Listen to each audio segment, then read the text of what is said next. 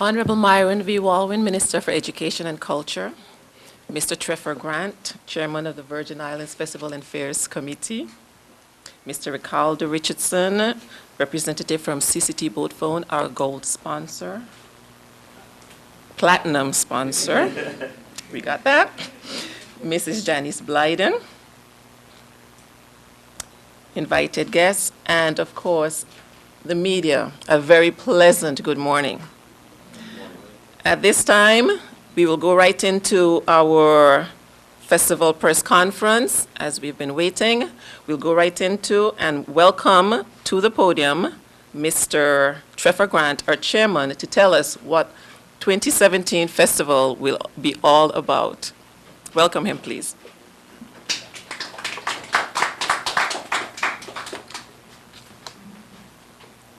The protocol has already been established very well. Thank you so much, Brenda. Good morning once again to everybody. I'm very happy to see so many of you here. As usual, it gives me a great pleasure to be here on behalf of the Virgin Islands Festival and Fairs Committee. I'm the chairperson, and the members of the Virgin Islands Festival and Fairs Committee are very happy to be once again putting on a festival for this year, 2017. It's our 63rd annual festival. So, festival for me is a very special time. I mean, we get together, we have the opportunity to share culture, we have the opportunity to share food, we have the opportunity to share our music with friends and visitors alike. And it's just one of the times of year that we're very proud as a people, and it's one of the times of year that I love the most. But it gives us a chance also to reflect on, you know, how far that we've come, being emancipated from slavery, and how much further we have to go, actually, as a community, once we stick together, because, of course, there's many nationalities here that, in the BVI, and if we stick together as a community, we can get together much, much farther. So I'd like everyone to support all the festival activities that we're going to be putting on for 2017. Support the parade, regardless of how big or small it may be, and support all of the events leading up to Festival 2017, please.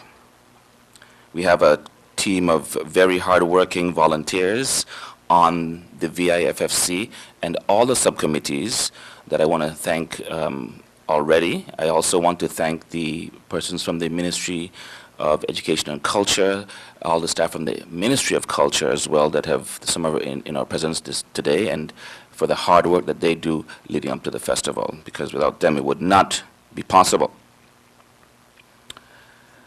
So, as usual,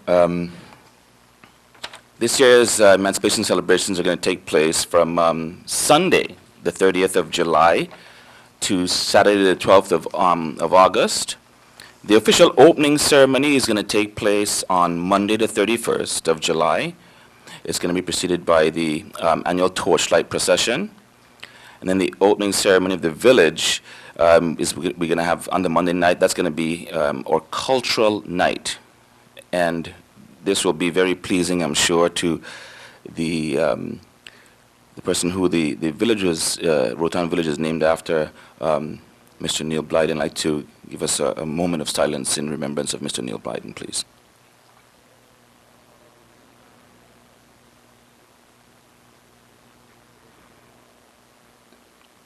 Thank you.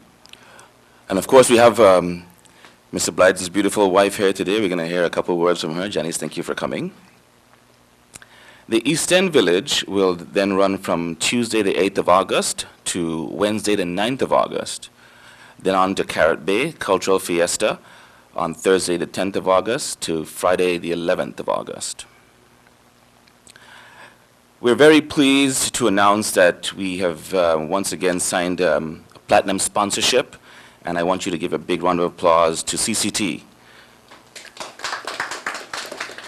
CCT is one of the businesses that put their money where their mouth is when it comes to supporting local, and we thank you so much for coming on board as a platinum sponsor. And also as a silver sponsor, I want you to put your hands together for the National Bank of the Virgin Islands. Thank you. Forming these partnerships make putting on festival a lot easier on the government's purse, so I have to say a huge thank you to the platinum sponsor CCT, the silver sponsor National Bank of the Virgin Islands, and there are more sponsors that are also interested in coming on board, so I thank you in advance. Each year, the VIFFC decides on a well-deserving person for each village to honor during the celebrations. We also solicit the participation of our community by hosting a competition for the festival theme and slogan. And the theme and slogan really sets the tone for festival, and it's used in the festival publishing, pageantry, calypso renditions, and it presents a colorful hue for August Monday parade. Once again, I'm very pleased to announce the 2017 combined theme and slogan. And the combined winning theme and slogan was submitted by Kayasha McTavius and Tiana Hewitt, who were both here, and we're going to be presenting them with their checks that they've worked so hard for. And the combined theme and slogan is, a colorful kaleidoscope to be seen, creating a cultural scene for Festival 2017. Give them a round of applause, please. I'd like to thank them for their submissions, and I'd like to thank all the persons that submitted. We had one of the highest trafficked presentations, so people putting in to win the theme and competition this year, so we're very happy that we could get that. So this launch also is going to be highlighting our headliners. I am not going to be doing that. We have respective persons that are going to be doing that. I will be doing it for the Eastern Langluk Committee because I have to give apologies to Ms. Sandra Warakan.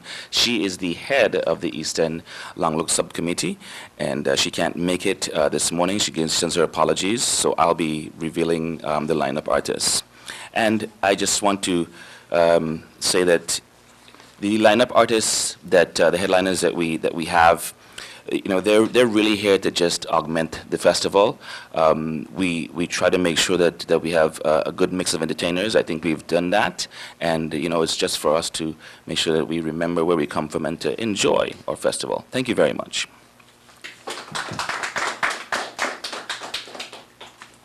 I would also like to recognize at this point other members of the Virgin Island Festivals and Fairs Committee present. We have Ms. Zaverna Samuel. She's the Vice Chairman. Ms. Samuels. And we also have Ms. Judy Smith. She's the chair for the Carrot Bay Cultural Fiesta, and she's with us this morning. I am Brenda Letsamtai, the Permanent Secretary's representative on the Virgin Island Festivals and Fairs Committee. Now, it gives me great pleasure to welcome to the podium the one who gives us the money to do what we need to do, the one who pushes us to do better and better every year as we celebrate our culture. I would like us all to welcome Honorable Myron V. Walwyn to the podium. Thank you.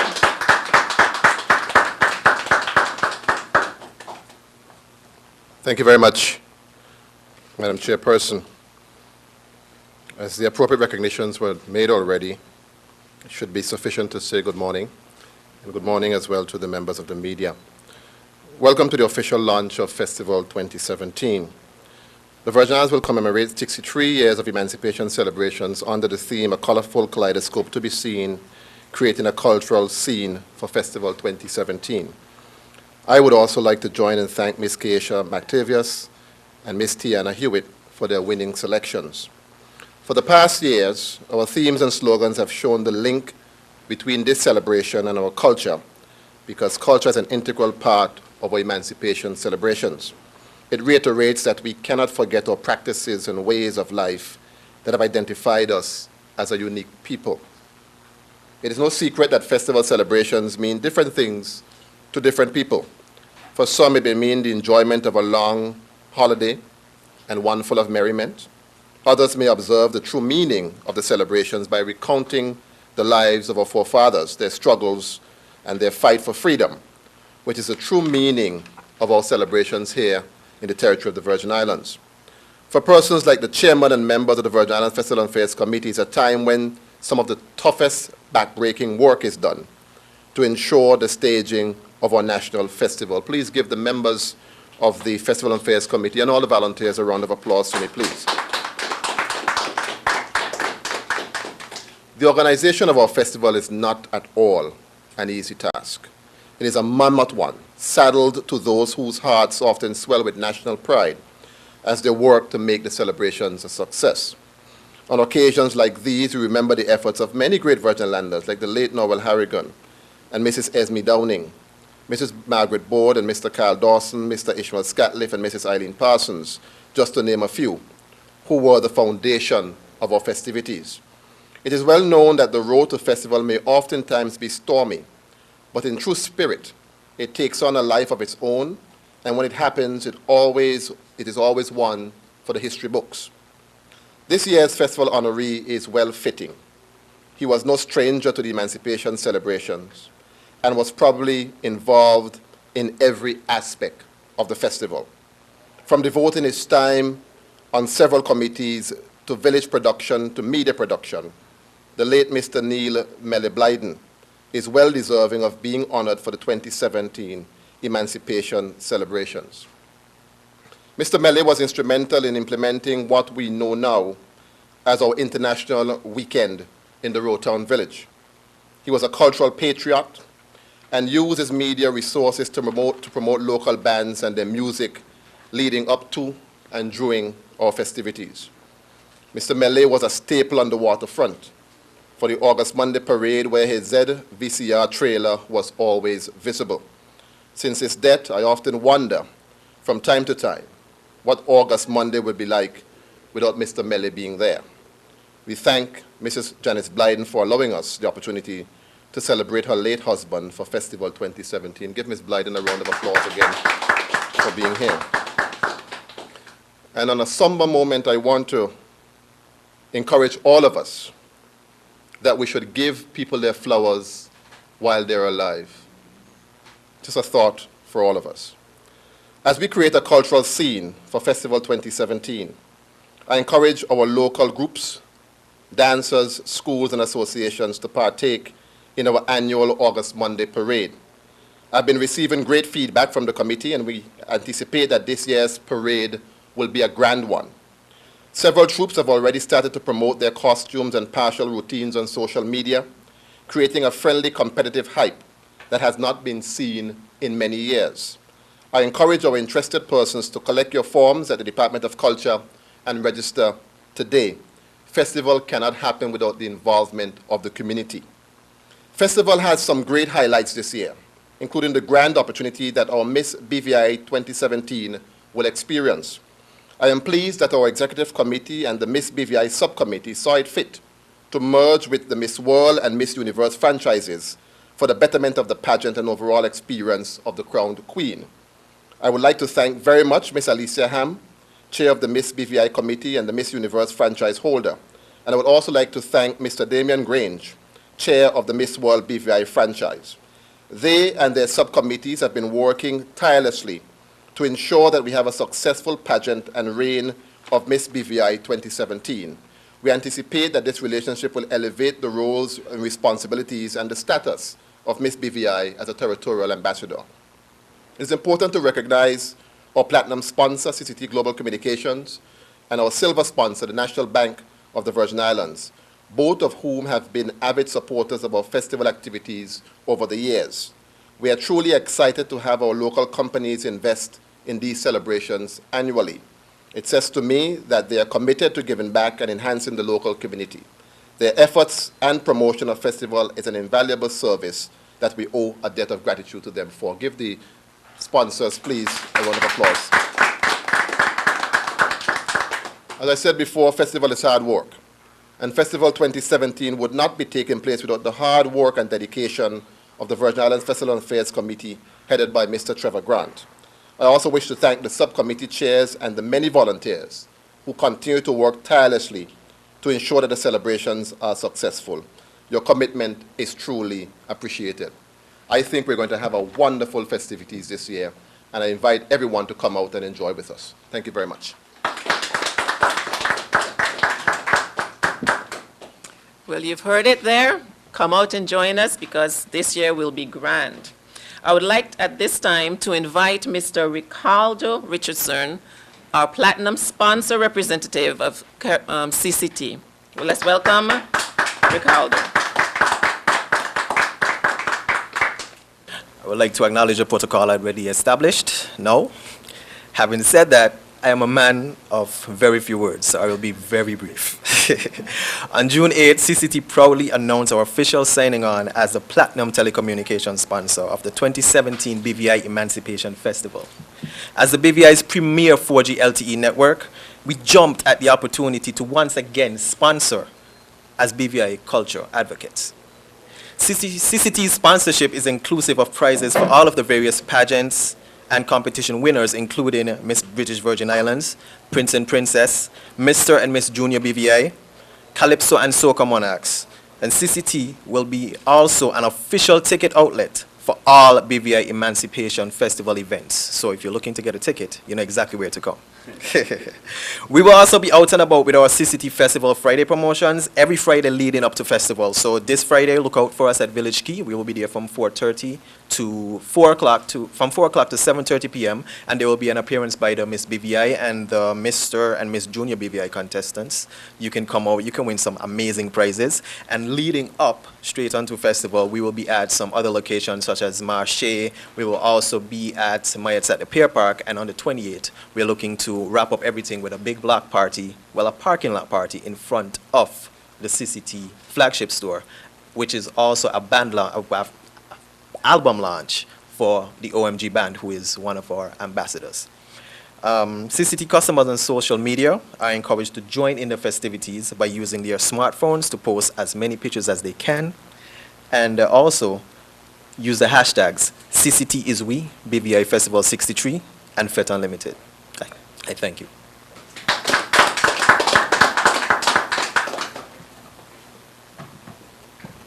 Thank you very much. At this time, we would like to honor our theme and slogan winners, and I invite the chairman once again to let us know the theme: a colorful kaleidoscope to be seen, creating a cultural scene for Festival 2017. I would like to invite Ms. Kayasha McTavius. Kayasha, enclosed in this envelope is your check for $250 for a successful winning of the theme and slogan competition. Thank you so much. Thank you.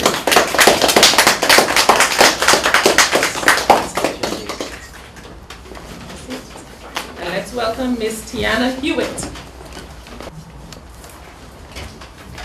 Ms. Hewitt, enclosed in this envelope is your check of $250 for being successful in your theme and slogan submission. Thank you so much. We really appreciate it.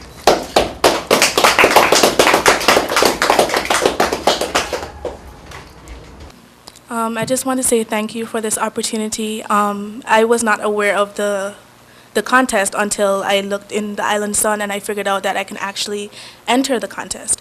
And I was really surprised that when I won, I was ecstatic. I could not believe that I actually won a contest because I don't really enter contests.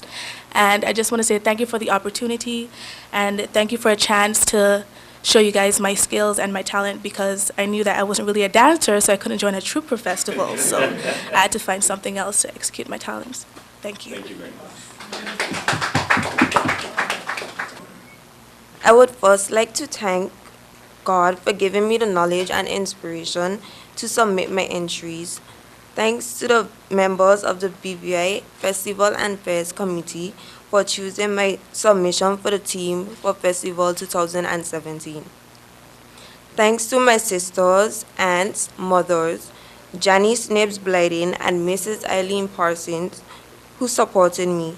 To the memory of my late godfather, Mr. Neil Blyden, I thank you.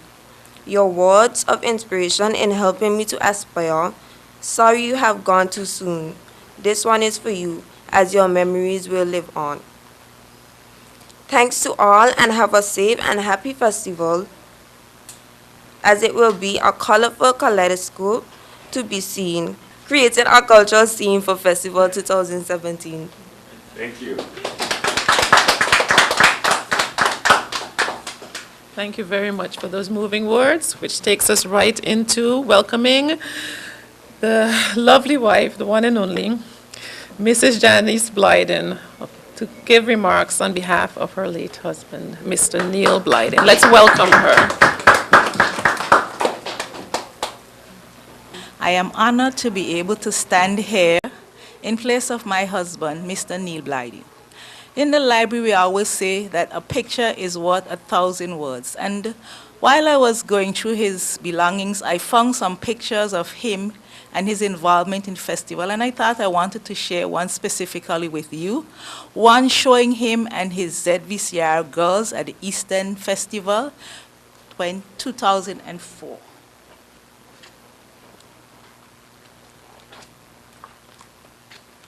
And here we have Neil at his best.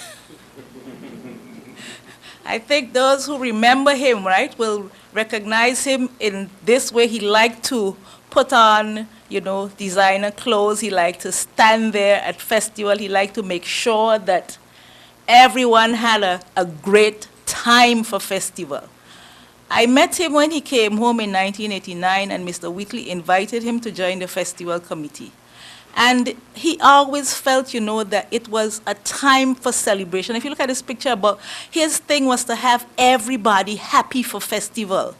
You understand? And I remember when he said to me, he said, Janice, he said, I'm going to create a pageant. I'm going to create an event that is going to have everybody. And it's going to have to be on the recreation ground because nowhere else is going to be big enough to host it. And he said, I am going to have artists from all over so that everybody can feel welcome. And he created the International Calypso Night. And it was like, a time when, who puts a reggae artist on a thing with a calypso artist? And he would do those type of things, he would put in the different elements in there that made you want to come. I remember the year he said, I'm going to bring an Indian artist because the Indian community never have anything to celebrate for festival. We always have things for us, but their culture is a little different. So he brought an Indian artist, and I remember standing in the village, and when this gentleman came on, I saw Indians rushing through the gate, right? It's like, it was such a moment for them. And something else I noted when I stood in the village was to see that as each culture was represented on stage, right, people would just move back. And the people for that culture would go towards the front of the stage. They would have their flags, and they would be waving. And, it was like that artist saw his people there, in celebration of him. So it was, Neil was that type of person. He loved festival. He loved the excitement of creating events that would make people want to enjoy themselves. And I am honored to be here this morning to say, thank you to those of you who wanted to let his legacy live on. I'm hoping that this festival will definitely be something that he would be proud of, something that he would have had a part in. We want an exceptional international night where we have artists from all over the Caribbean. I hope they bring mine from Dominica, because and I'm hoping that everybody will enjoy themselves and have a great time and celebrate this festival in his honor. Thank you.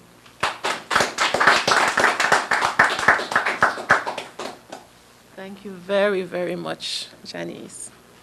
At this time, we'll move forward. I think this is the part you've been waiting for, the reveal of the artists. We will start with the reveal of the artists in Road Town, and we will invite Mr. Kenny Thompson to help us with that. Mr. Thompson.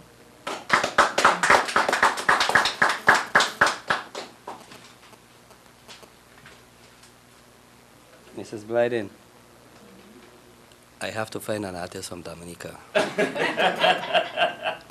So I guess I have to go back to the drawing board to find that artist from Dominica. I don't know if you have a particular one in mind, but you give me a task. So, Mr. Minister, we need some more money. We'll start with the international acts. I know we've been waiting for all this time. And as usual, we have dubbed the Friday night as International Reggae Night. So on that night, we're gonna have the So Strong family, Ras Aimo, Drastic, Pressure, Revelation, Taurus Riley, and we're adding others as we go along. And Saturday, which is basically like a mix. Back in the past, when Mr. Miller started it, it was International Calypso, but it like you said, he brought a reggae and soca. He mixed them together. So we continued with the fusion. So on a Saturday night, we're gonna have Roy Cape All Stars featuring Blacks, Rupi, Tizzy, and she's from Antigua. Rupi is from Barbados, and we're gonna have Orlando Octave. He's from Trinidad, and we're gonna have Be More, Money, Rock City, and we're adding more. Have to find a Dominica artist. We're still building on the individual nights during the week. So as we go along, you're going to get a lineup as to what local and regional acts are going to be on those nights. All right, thank you.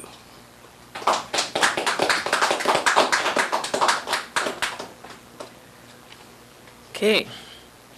Moving right along, we're going to go to the east.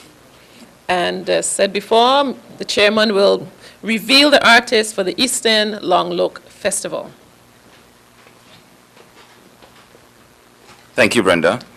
I'd like to also mention that, of course, we try to do things a little differently every year to change things up. And on Sunday, the 6th of August in the village, we're going to have a very first Latin night. And Mr. Kenny Thompson is going to be looking for art, has secured, I think, 2 artists for the Latin night on Sunday, August the 6th.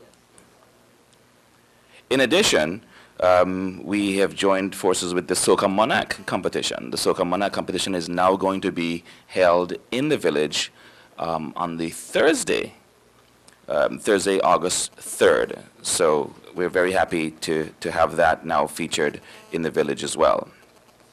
So, moving on to East End, Tuesday, August 8th, the headliners for the East End Long Look Festival Village are Linky First, Sanchez, Bunji Garland and Fayan Lyons, and Rock City. That's for Tuesday. Moving on to Wednesday, I'm pleased to also let you know that the world-famous Rise and Shine will remain on Wednesday in Eastern Long Look. So the artists for the Eastern Long Look Rise and Shine, we're actually having 2 trucks for the Rise and Shine in Eastern, and we're going to have BDJ on one of the trucks, and on the second truck we're going to have a USVI BVI collaboration. And also, on that same truck with the USBVI collaboration, we're going to have Asa Banton of Dominica. So, get ready. That Wednesday night, the international acts are going to be Cool Session, and we're going to have the village closing out with Destra. Of course, there will be local bands featured at each of the villages. So, they're going to be a part of our festivities as well. So that is the Eastern Long Look lineup. Thank you.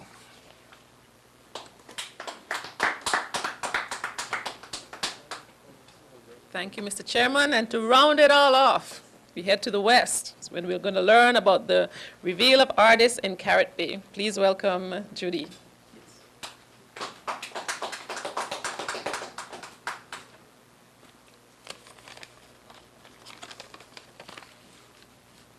Good morning, all. To the protocol already established, however, I must recognize the Honorable Myron Walwyn. Good morning, sir. This year, the Caribbean Cultural Fiesta commences on Thursday, 10th August. And the Fishermen's Tournament will be we will be honoring Mr. Oliver Turnbull. Oliver is a young fisherman. He actually is a young man who has been fishing from in his early teens.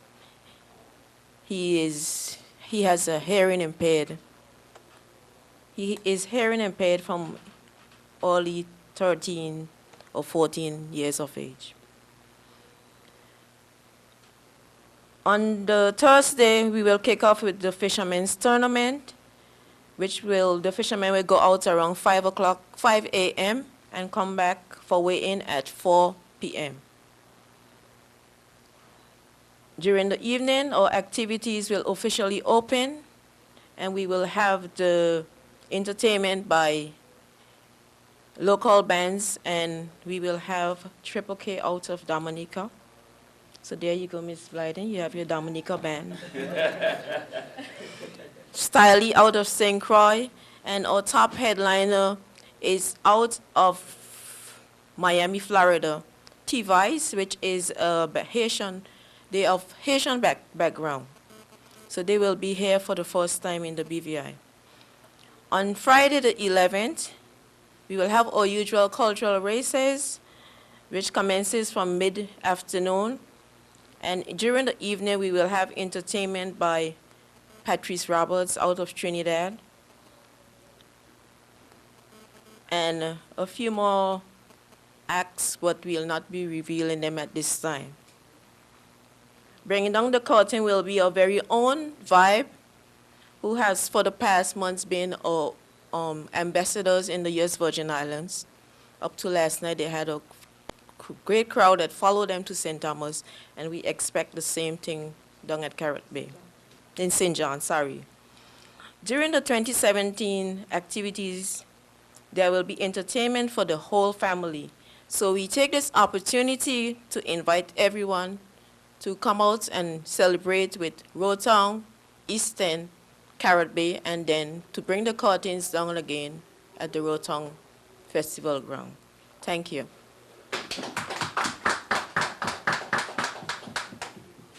Okay, there you've had it all, but I need to reiterate that this year, festival will end in Rotown on the Saturday. So after all the festivities in Carrot Bay, we come back east, and Saturday night is the big grand round-off in Rotown. At this point, I will entertain any questions from the media.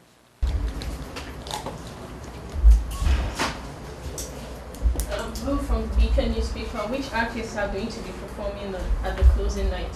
But just as an aside, I was getting somewhat worried that festival wouldn't be complete until you mentioned Dextra, so thank you. We have not confirmed an artist for the closing night as yet.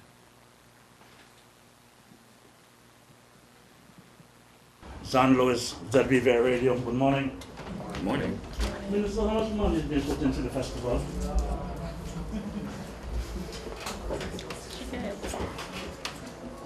There's been a bit over $500,000 was budgeted this year. But we know the situation of festival by now. The government covers the cost of the excess over and above what has been budgeted. That has been the norm. It's something that we're trying to get corrected, and I hope at least in the next year's budget that we'll have that situation rectified. I can't remember how much was put in last year. Is it more than last year or less? A similar amount was put in last year. So you don't think that the festival needed any more money at this time? In terms of paying the festival the bills for the festivities, we know that the government always covers the excess. So all bills have been paid from the last festival? As far as my knowledge goes, yes. CCT, you indicated that, first of all, how much money is CCT putting in the festival as platinum sponsor? As platinum sponsor, we will not be disclosing the exact amount, but we will say that it is enough for everyone to come out and enjoy themselves, and we know that with our contribution, it will be an amazing festival. You said in June your proud sponsor signed on. So you're not proud enough to disclose how much you put in the festival. That's what you're saying? We are proud enough to state that we support BVI Festival and the Festival and Affairs Committee in everything that they do. And we have already started to push festival and festival activities with our Festival Friday promotions, and we will continue straight up until the end of July. Minister, some time ago, you signed an agreement with the U.S. Virgin Islands so you can allow artists here from the Virgin Islands to go to St. Thomas, and also it gives them the opportunity to come here. Will they be taking part in our festival activities, the bands and so on? Well, I would hope so. I would hope so. We've shared a very good relationship with them. As you heard, up to last night, we had Vi playing in St. John. That was something that was unheard of for many years. And I think the relationship between us from a cultural perspective is extremely strong. And we have to do our part to make sure that we maintain that. Malika McPherson, the Island Sun newspaper. Mr. Grant, I noticed that we didn't get a mention of the Emancipation service and the usual activities that fall within that realm. I'm very sorry about that. Yes, Sunday the 30th, of course, is the Gospel Festival at 7 o'clock in the Festival Village. And the Emancipation service will be at 7 a.m. at the Queen Elizabeth Park. So apologies for that. And also I noted we didn't hear anything about the tourist board in terms of promotions. Is that going to be so this year, or we're being low-keyed? No, not at all. The tourist board is one of our partners in promoting festivals. So as soon as we have all of the information that we presented here today, you'll start to see even more going out from to the media, and especially from the BVI tourist board as well. Not to seem as if I'm just targeting you, but you mentioned something as well that I'd like you to clarify. You said that we're having the SOCA Monarch competition and they're joining. But if my memory serves me correct, that event was held last year in the village as well. Is there going to be something different? It was not? Okay. It was held last year, but not in the village. Thank you very much. How about the Calypso show? The Calypso show is going to be on the Wednesday, definitely. We're still doing the Calypso show, so that'll be on Wednesday, August the 2nd, in the village. And how many Calypsonians are scheduled? We have not confirmed as yet, but there are meetings that are being held right now with the Calypsonians. Minister, you said that $250,000 for the festival. That's the figure you quoted? No, I didn't say that. I said over $500,000. Over $500,000. Yes. How has it been disbursed? I can't speak intelligently on that because I want to make clear that the Festival Affairs Committee is a statutory board. I do not micromanage or interfere with them unless the government's interest is being threatened. So that is not a matter for me, but I do believe that it's being distributed in a very fair and equitable manner. I would trust that that is what is being done. The reason why I ask that is that obviously the person who is responsible for the international show must have money to work with. You agree? Yes. So money, if you cannot answer probably the chairperson, so monies have been allocated already to the person who's organizing this in the country. Well, I know some drawdowns have already been made to the Festival Affairs Committee from the government. And I would imagine that if they're going to mention specific names of artists that they have, that the appropriate things were already done to make sure that those artists were secured. I have that faith in them. Mr. Thompson, would I be correct to say that as this disbursement is allocated to you, it's not creating a problem for you to get the right artists or the artists to be paid? Am I correct if I say that? I don't know if I quite understand what you're trying to I'm ask. asking, saying that you must have money to work with to get the artists to perform. And the artists must need a drawdown before they decide, yes, they'll be coming to perform. I'm asking you, if the monies that have been allocated to the Festival and Fest Committee, if any has been allocated so far, right, is it creating a problem for you as regards getting the right artists to perform, or creating problems for you getting artists to perform? Well, all of the subcommittees that reveal acts today were allocated funds to secure the acts. And by us mentioning the names today means that we have had executed contracts with these artists, and we are in a position to mention their names. How about the August Monday parade? How many troops have registered to go to? We don't have a figure right now, of course, because application deadlines is not until does not cut off until the 15th. What I can say is that we've had a good amount of people pick up applications from the Department of Culture, so there's great interest. And regardless of how big or how small the parade is, I think whoever comes to perform in the parade or take part in it, we're very thankful. And if it's 2 troops, it's going to be great. If it's 20, it's going to be great. Minister Warren, just to follow up on the question Mr. Lewis asked earlier about festival spending curtailing. I remember a few festivals back you did implement some measures to ensure they did not go over budget. Are you pleased over the years that this has been actually giving you the results that you intended? Yes, I'm pleased with them. I think they've been very good stewards of the public's purse. There's certainly areas that we can improve on, and I'm seeing improvement every year as we move along, and greater accountability and more transparency. Some reports, as you know, will be laid very soon. I think I mentioned that at one press conference. A report for 2 years ago went to Cabinet. I think at the next sitting of the House it should be laid, and persons can be able to monitor the progress of festival, at least from a financial perspective, once the document becomes public. Minister, you said over $500,000 was pumped into the festival this year, and you also said that the government contributed a significant amount. How much is that amount? What I did say was $500,000 was budgeted. The problem that we have, and I've mentioned this before, that the full cost of festival, for some reason or another, we have not been able, for at least the last decade or so, to have that money properly placed in the budget. And it's something I was saying, even to my colleagues, the Minister of Finance as well, that we need to get that corrected. If we know the festival is going to cost us $1.7 million, that needs to be put in the budget, rather than waiting for a supplementary. And that is what creates the problem for us in terms of paying vendors. Because we will use the $500,000 or so, let's just use that example, to put the festivities on, but that is not the actual cost. So you will notice sometimes we have problems, let's say between August and December, where we're trying to pay other vendors. And that needs to become something of the past. And I've been advocating for that, and I hope that in the upcoming budget that we can get that problem rectified. So to be clear, more than $500,000 is already available.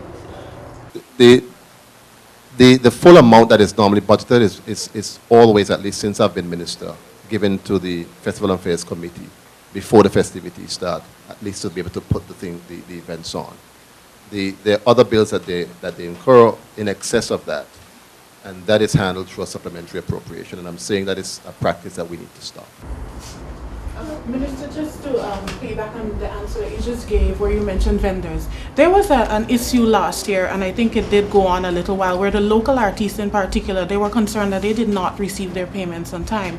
Are we getting an assurance that they're going to be taken care of on time this year? Well, I'm not sure what we will call on time. The guarantee that I will give them, and I know they can stand by the guarantee that they will be paid. But as I just mentioned about the problem or the situation that we need to rectify from a governmental perspective, I can't make any promises, but I do know that the practice over the last years, at least since I've been minister, that the money comes in pretty close to December for the excess persons. And it is something that I'm saying that we have to try our utmost as a government to correct. The local artists have been complaining that they should be given the same treatment as the overseas artists. And they complain about it will be different this year. Will there be a difference, or has the committee looked into a situation where they will be paid half, they'll be treated, get the same treatment like the international artists? And secondly, are you having problems getting local artists and local bands because of that problem that existed over the years? If it's one thing that the Festival and Fairs Committee does is we try to at least, when we reserve any local act, we try to give at least 50%. I think that we have been very open and honest with the bands, and we let them know that this year is going to be no different to last year as far as when you'll get your final payment. We, just like the Honorable Minister said, we definitely try to clear up all bills by December. If they don't get, you know, their 50%, they get it all by December. That's what the situation is, and we're very open and honest about that. And that has not hindered any of the bands. Actually, we've had more interest from local bands. Thank you. Kathy Richards, JTV News. Just to shift the discourse in a different direction, we haven't heard much about safety and the security for the period of festival. Can you tell us what's happening in that area? Well, of course, as usual, we have especially the parade subcommittee and the village subcommittees. We always have meetings with the local police force. By meeting with the local police force, they are very much aware of the plans and the routes for the parade and the juves and et cetera, et cetera. So they're very much involved. So security is of utmost importance. In addition to that, we also provide security at the village venues. So, of course, as you know, you get screened as you go in, and so that, you know, we try to minimize any sort of dangerous articles coming into the village. So we make sure that there's security at each village venue and try to be as secure as possible. Over the years, have you been able to see a decline in the number of incidents that have occurred in village and along routes? Yes. The police, having the police presence there definitely makes a difference. And the parade marshals as well.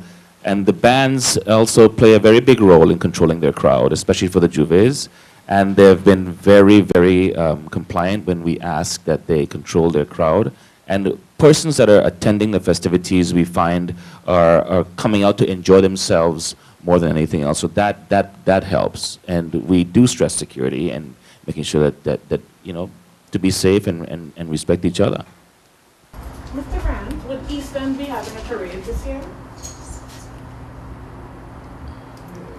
Yes, Easton's parade is going to be on Wednesday, the 9th of August, and we would like as many people to come out and, of course, support the East End parade. Excuse me, we'll take one last question. For suggestion or observation, over the past, there's been a very disturbing trend of having little kids on specific nights on festival, especially in front of the stage. And is there anything, are you guys working with the social development department to ensure that, you know, at least children are somewhat safeguarded? I know you have the Coney Island right next door, or, you know, right there, but are there any measures in place to make sure that at least children are not brought in to the wee hours of the morning? Well, I mean, we try as much to control what happens in the village, but at the end of it, parents are responsible for their children and making sure that they are under the adequate supervision. We cannot get involved in actually patrolling whose kids are around the festival village, unfortunately. We can only stress to the parents that, you know, the kids are your responsibility, and they're supposed to be vigilant enough to make sure that the kids are where they're supposed to be at a reasonable hour. Would you permit me to ask one final question as it relates to the cost for entering the village, and also, are we going to be charging kids this year? The cost for the village is probably around about $25 on the paid nights, on average. That's higher or lower than previous years? No, it's the same thing. I mean, there have been cries for it to be less. Why can't you? I'm sure. Festival, of course, is not something that doesn't cost. And charging an entrance fee, just like any other festival, that there are festivals around the Caribbean that also do the same thing. It's to defray the costs of putting on the festival itself. And it helps in making sure that we can pay for the security that is provided. It's making sure that we can pay for good artists, for you to come out and enjoy yourself. So when you look at the caliber of artists that are brought for the festivities, You know, there's nowhere you can really go to get that amount of entertainment in that safe of an environment for $25. Okay. I would like to thank everyone for coming out, the media. You've heard all the plans for Festival 2017. We ask that you encourage everyone to come out, join us as we celebrate our culture in a safe and healthy way. I thank you.